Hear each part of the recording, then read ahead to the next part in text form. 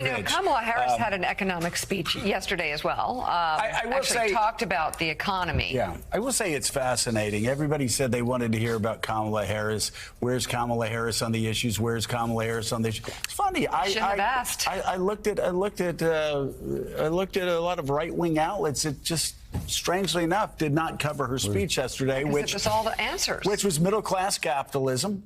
She very clearly said, I am a capitalist. My goal is middle-class capitalism. She talked again about how she was going to help small businesses, how she was going to help first-time home buyers, how she was going to help young families with new babies. I mean, she laid out her I think more of a general view of where she wants to take this country, but it's far more specific than Donald Trump just saying tariffs, tariffs, tariffs. And furniture. Much more so. No, I think it's true. I mean, I think people are clearly taking a few days to digest this. They're going to be reading the issue papers really closely. No, I mean, of course. Look, come on, it's ridiculous. Kamala Harris is the person in this race who has the room to grow. I mean, Donald Trump is a known entity. I mean, the anti-Trump coalition in this country is much higher than it ever was for the pro-Biden coalition, the pro-Harris coalition.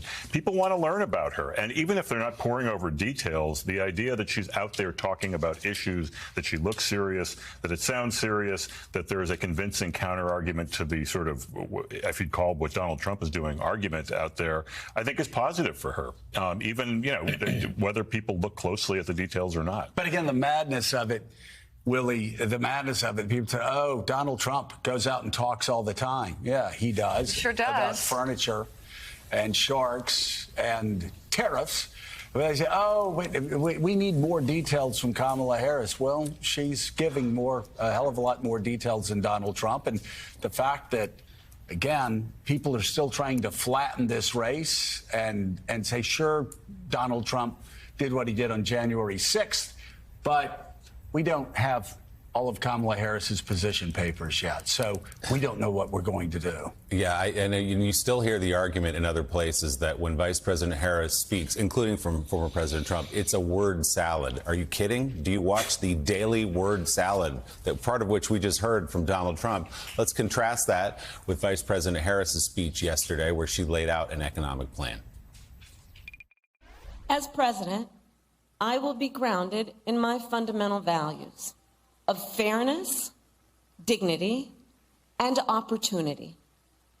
And I promise you I will be pragmatic in my approach. I will engage in what Franklin Roosevelt called bold, persistent experimentation.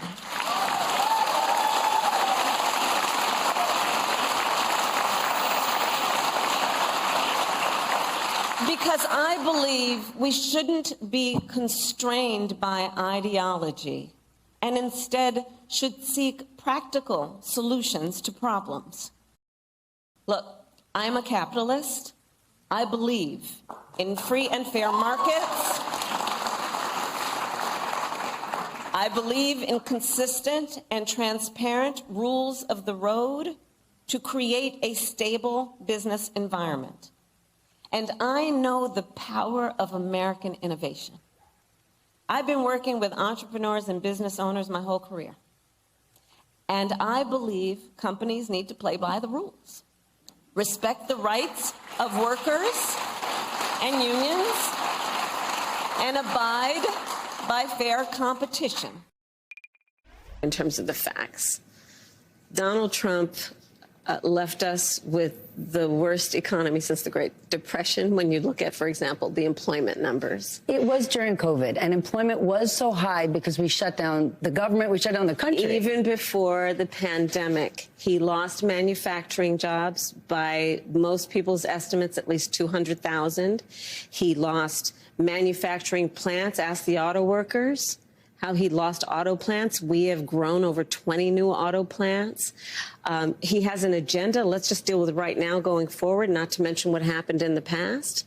He has an agenda that would include making it more difficult for workers to earn overtime, an agenda that would include cutting off access to small business loans for small businesses, an agenda that includes tariffs to the point that the average working person will spend 20% more on everyday necessities, and an estimated $4,000 more a year on those everyday necessities, to the point that top economists in our country, from Nobel laureates to people at Moody's and Goldman Sachs, have compared my plan with his and said my plan would grow the economy, his would shrink the economy.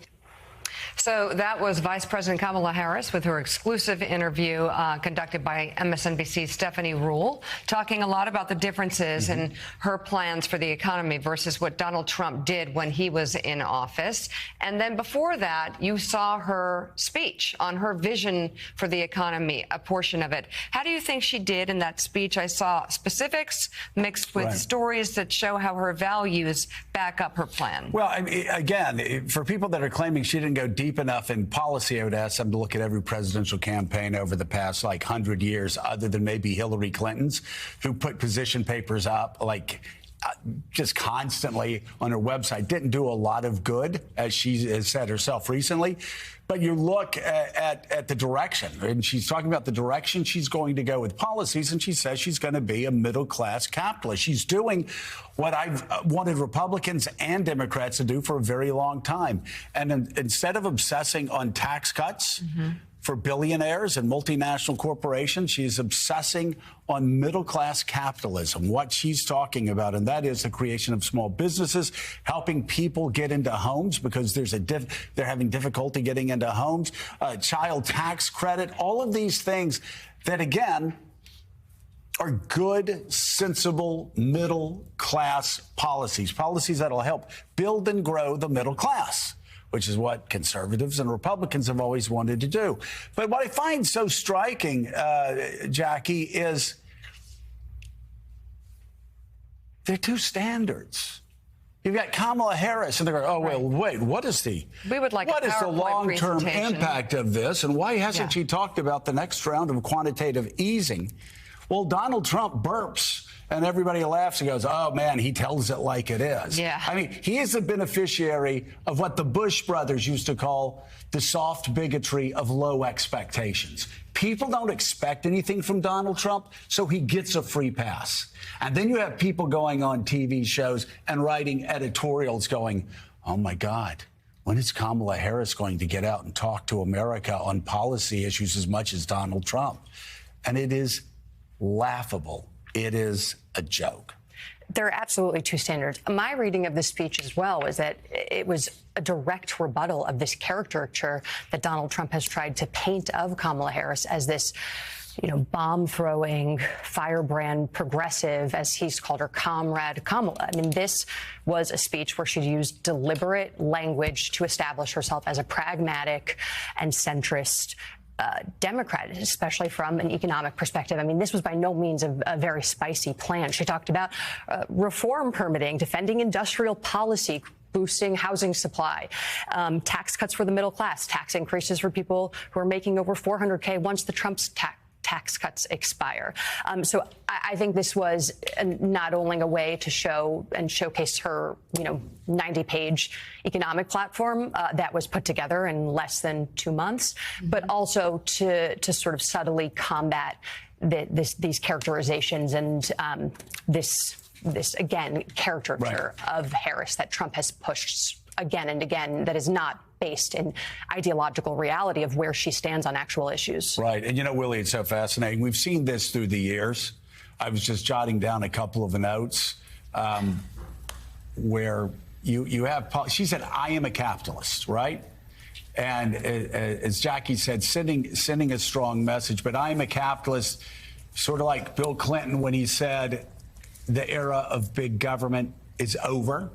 Also, when George W. Bush talked about compassionate conservatism, trying to round off the sharp edges, and when George H.W. Bush talked about being kinder and gentler, everybody, again, sort of trying to round off the rough edges. It is a little less compelling when you call somebody a communist or a Marxist because of the way, she brushes her hair, if they're saying, I am a capitalist. Yeah, saying it over and over again. And Rev, if you look inside this plan, and people can certainly read news accounts of it, go on her website, however you want to get to the details of this, but also the part about small businesses, which, by the way, have exploded in the last few years post-pandemic to levels that before, when Donald Trump, even before the pandemic, when Donald Trump was president. But she proposed yesterday to increase that startup tax deduction from $5,000 to $50,000. She said that before, underline it again as part of her plan. That's a huge deal. And the hopes from her administration, if she's elected, would be to create tens of millions of new small businesses in this country. And that impacts people of all parties and independents and everywhere across the country, obviously. It impacts people across the country, and it's real when you're talking about $50,000. And the fact that many of these small businesses are the ones that provide the majority of the jobs in their local areas, in their local cities. It is a game changer. And when she can back that up, as she said, with the fact that the economic policies that have gone down under the Biden and Harris administration has opened plants and have produced things. You have somebody that's not just projecting what they will do, but that has built on what they have already began to achieve. And you compare that to someone that hallucinates about where he got his gaudy furniture in his hotels and his casinos, and it's a non-starter unless you just are a cult follower and want to follow him. Yeah, for sure.